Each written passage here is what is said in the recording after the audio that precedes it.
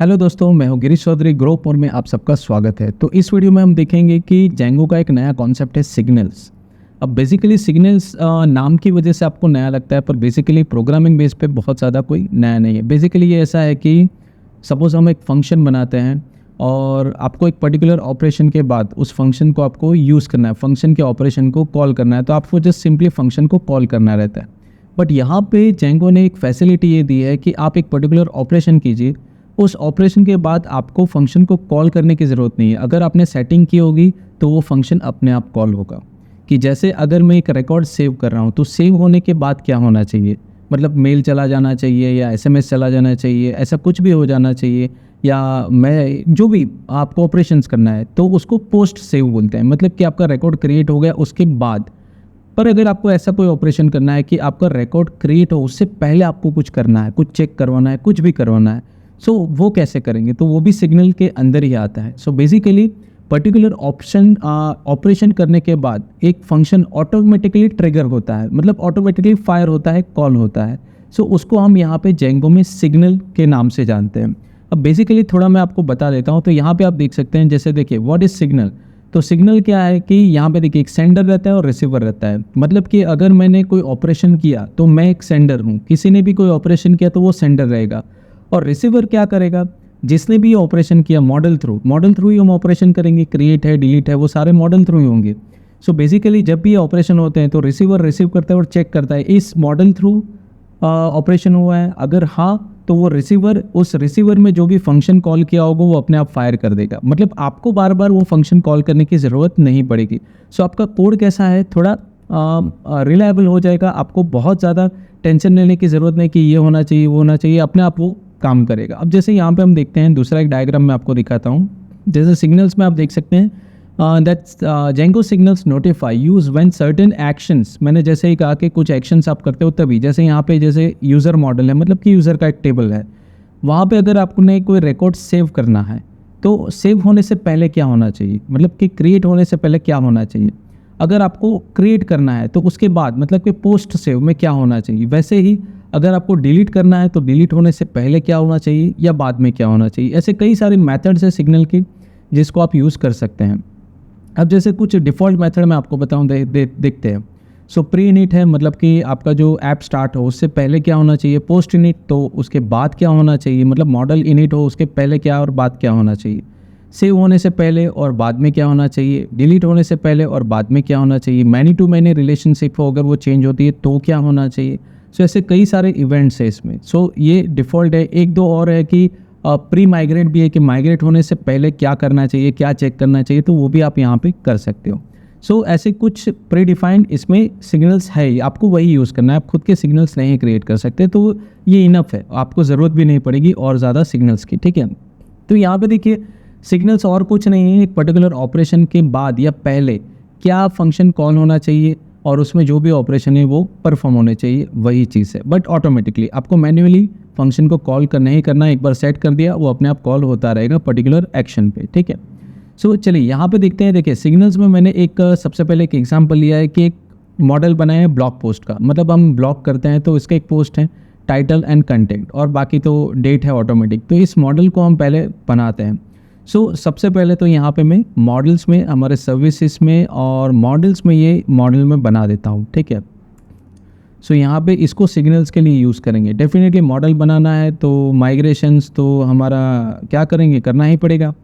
सो Python manage.py make migrations और आपका app का नाम। ठीक है, ये आपको खास ध्यान रखना है। नहीं लिखोगे तो कोई प्रॉब्लम नहीं, पर जैसे मैंने कहा ऐप को आप स्पेसिफाई करो, वो ज़्यादा अच्छा रहता है। सो यहाँ पे ये ब्लॉग पोस्ट का भी जो भी चेंजेस है वो आएगा। और यहाँ पे देखिए %2 के चेंजेस, पर ये चेंजेस नहीं है, मैंने किए नहीं है, आपके भी आएंगे, आप चेंजेस नहीं किए तो भी, तो इसको इग्नोर कीजिए, क्योंकि इसमें हमने जो कस्टमाइज फील्ड किया है उसकी वजह से ये चेंजेस आ रहे हैं। तो फॉरगेट इट, इसको यूज़ करने की, मतलब इसको चिंता करने की ज़रूरत नहीं है। सो यहाँ पे हम अब इसको जस्ट माइग्रेट करते हैं सर्विसेज, और यहाँ पे मेक माइग्रेशन की जगह लिख देते हैं माइग्रेट। ठीक है, सो ये हो गया। जस्ट इसको रन कीजिए तो डेफिनेटली टेबल बन गया होगा। तो इसमें तो कोई बड़ी बात है नहीं, ऑलरेडी हमने ये बहुत बार किया हुआ अभी तक, तो आप मास्टर हो गए होंगे इसमें।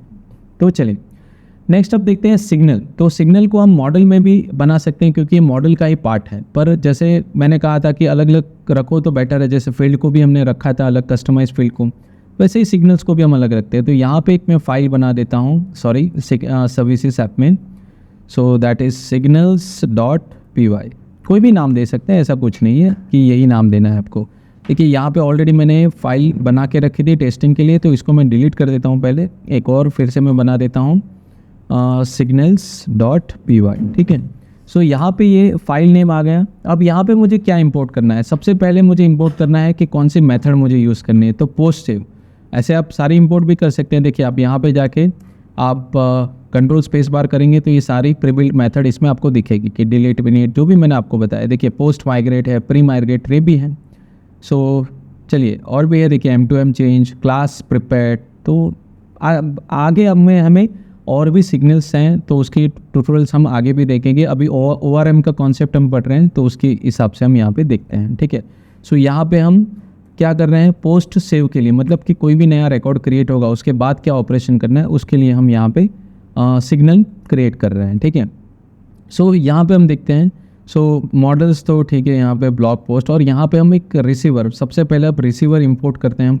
रिसीवर जैसे मैंने कहा कि हम ऑपरेशन करेंगे तो हम सेंडर हुए और ये रिसीव करेगा कि क्या क्या ऑपरेशन हुआ है और मेरे रिलेटेड ऑपरेशन है कि नहीं, अगर है तो वो ये फायर करेगा, तो ये सिग्नल रिसीव करेगा, दैट्स इट, और कुछ नहीं। अब यहाँ पे यूज़र टेबल को हम एक्सेस करते हैं, यूज़र मॉडल को। अब जैसे आपको पता है कि यूज़र मॉडल है वो इनबिल्ट है क्योंकि यूज़र का टेबल बना हुआ है, ठीक है। सो यहाँ पे आप देख सकते हैं कि अगर मैं डेटाबेस में जाता हूँ तो यहाँ पे आप यूज़र का मॉडल डेफिनेटली देख पाएंगे, और उसमें कुछ यूज़र भी मैंने क्रिएट किए होंगे, एक दो ही होंगे तो, और ज़्यादा तो नहीं। देखिए 2 यूज़र मैंने ऑलरेडी क्रिएट किए हैं, तो 2 यूज़र्स हैं यहाँ पे, ठीक है। सो ये यूज़र का मॉडल, अगर मेरे मैनुअल मॉडल होते तो मैं यहाँ पे मॉडल्स डॉट इस हिसाब से एक्सेस करता, पर जो इनबिल्ट मॉडल है अगर मुझे उसको एक्सेस करना है तो इस तरह से आपको एक्सेस करना पड़ेगा क्योंकि यूज़र मॉडल इनबिल्ट है, आप उसको कोड नहीं देख सकते। जो django.contrib.add.models, तो आप इस हिसाब से, और भी कई सारे मॉडल्स है, देखिए आप कंट्रोल स्पेस करेंगे तो आपको सारी चीज़ें मिलेगी। सो इसके बारे में जैसे जैसे आगे आएगा हम देखेंगे, ठीक है। अभी हम यूज़र, क्योंकि यूज़र टेबल को हम यूज़ करने वाले हैं कि अगर हम एक पोस्ट करेंगे तो वो सारे यूज़र को मैसेज चला जाना चाहिए, ऐसा कुछ। अभी तो मैसेज नहीं जाएगा क्योंकि हमने ईमेल सिस्टम ऐसा कुछ पढ़ा ही नहीं किया है। बेसिक हम प्रिंट तो करवा सकते हैं कि इतने यूज़र को मैसेज गया, ठीक है। चलिए तो उसके लिए अब यहाँ पे सेंड मेल है, तो मेलिंग सिस्टम अभी तक मैंने बताया नहीं है, इंटीग्रेशन पार्ट में आएगा, तो अभी इसकी ज़रूरत नहीं है, तो इसको हम इंपोर्ट नहीं करते हैं। डेफिनेटली आपका मॉडल इंपोर्ट कीजिए जिसको आपको इम्प्लीमेंट करना है। तो डॉट मॉडल्स, अगर आपका मॉडल्स इसी ऐप में है तो आप डॉट मॉडल से इंपोर्ट कर सकते हैं, दूसरी ऐप में है तो ऐप का नाम लिख के भी आप कर सकते हैं, ठीक है। चलिए अब यहाँ पे मैं आपको देखिए रिसीवर में डिफ़ाइन करता हूँ।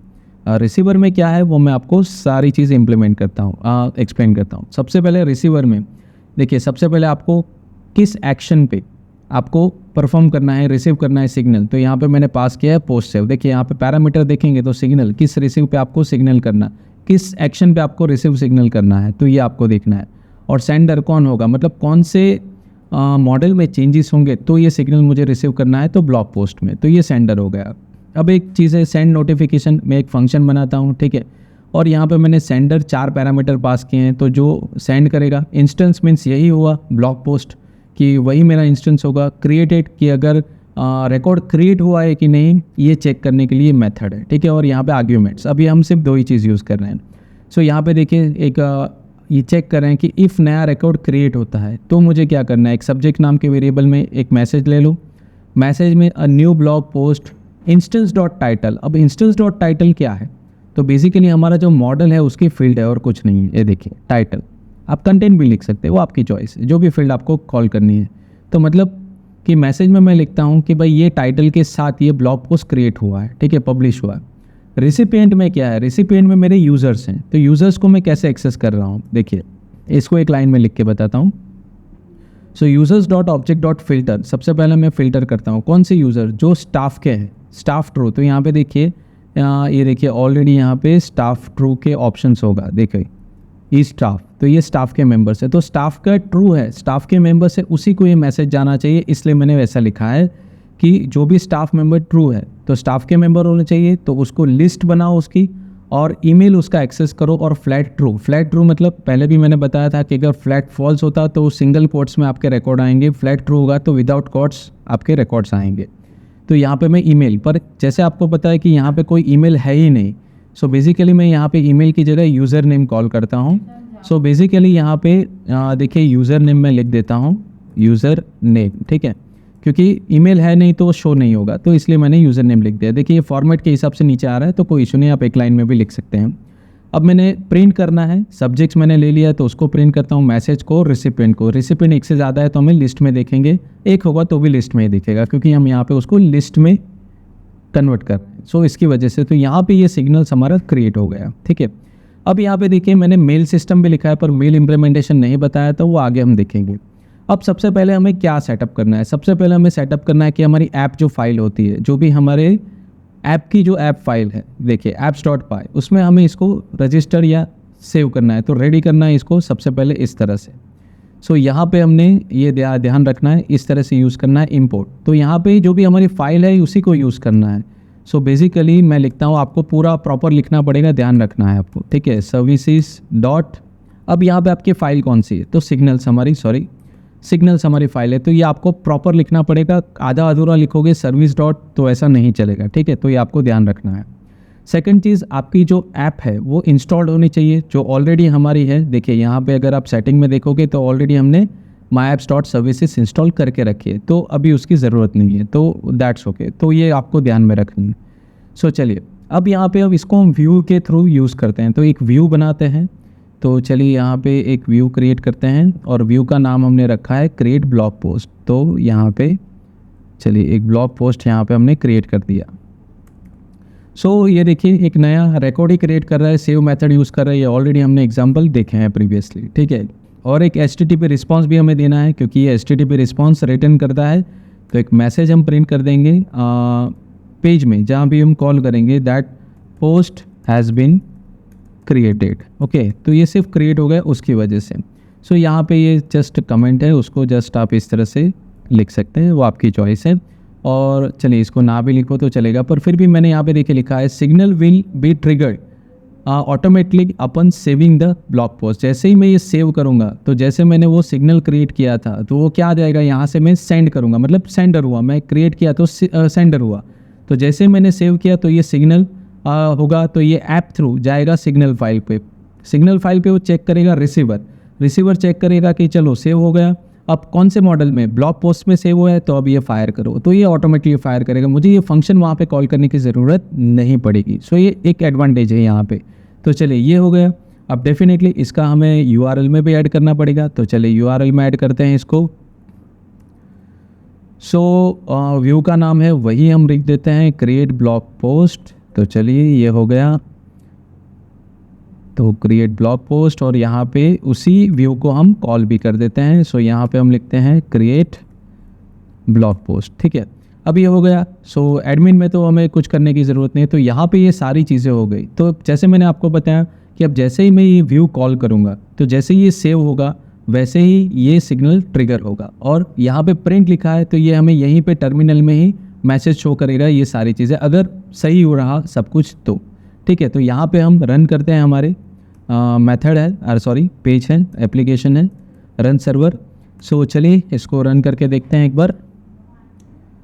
सो अभी देखिए इसको मैं कॉल कर देता हूँ, कॉपी, एंड यहाँ पे इसको जस्ट पेस्ट, और यहाँ पे मैं लिखता हूँ सर्विस, क्योंकि हमारा एडमिन पाथ में इसी तरीके से है और हमारा ब्लॉग पोस्ट का जो पाथ है वो लिखना है। तो चलिए मुझे शायद थोड़ा याद नहीं है तो मैं यहीं से कॉपी कर लेता हूँ, तो ये आपको लिखना है, ठीक है।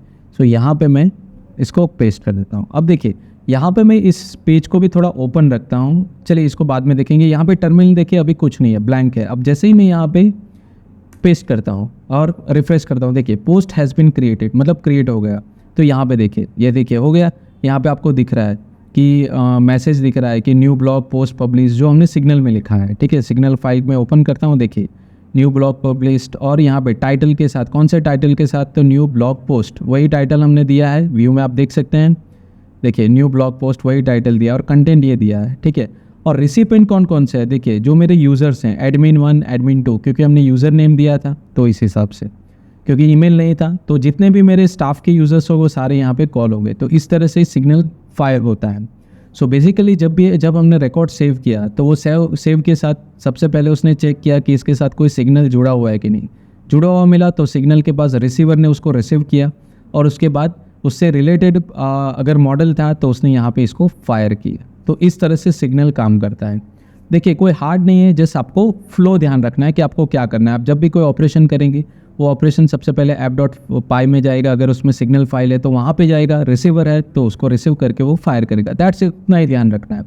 आगे जब हम प्रोजेक्ट बनाएंगे या और एडवांस ट्यूटोरियल में जाएंगे, डेवलपमेंट लेवल पे जाएंगे, तो बहुत जगह पे हमें सिग्नल्स यूज़ करना है, तो आपको बहुत ज़्यादा चिंता करने की ज़रूरत नहीं है। बट आपको सिर्फ इतना ध्यान रखना है कि आपको जो कॉन्सेप्ट है ये पता होना चाहिए कि हाँ सिग्नल क्या है, किस तरह से काम करता है। इसलिए बेसिक इजी डायग्राम्स भी मैंने आपको बताया, ठीक है। हाँ, डायग्राम्स मेरे बनाए हुए नहीं, मैंने नेट से ही रेफरेंस लिया, पर आपको समझ में आया ये इंपॉर्टेंट है। ऐसा नहीं कि I am too much genius, ठीक है। आप नेट से रेफरेंस लो, मैं खुद भी लेता हूँ, तो लेना भी चाहिए। मेन चीज़ है कि आपको वो रेफरेंस लेके समझ में आना चाहिए कि ये कैसे होता है, किस तरह से, और किसी को समझाना है तो ये आपको आना चाहिए, ठीक है। और आपको यूज़ करना भी आना चाहिए। सो आई होप कि वीडियो आपको पसंद आया होगा। थोड़ा अलग कॉन्सेप्ट है, आपको समझ में आया होगा। यूज़र टेबल भी आपको समझ में आया होगा। आगे और भी यूज़र टेबल के साथ और भी ऑपरेशंस है तो वो भी आगे हम देखेंगे। सो बेसिकली अगर आपके टेबल्स में, यूज़र टेबल में एक रिकॉर्ड है तो आप 1-2 रिकॉर्ड क्रिएट यूज़र करके, आप सुपर यूज़र करके डाल सकते हैं। सो आपको और भी वहाँ नया कुछ जानने को मिलेगा, ठीक है। सो चलिए, ये वीडियो पसंद आया हो तो लाइक कीजिए, शेयर कीजिए, सब्सक्राइब कीजिए और नोटिफिकेशन के लिए बेल आइकन पे क्लिक कीजिए। आज के लिए धन्यवाद।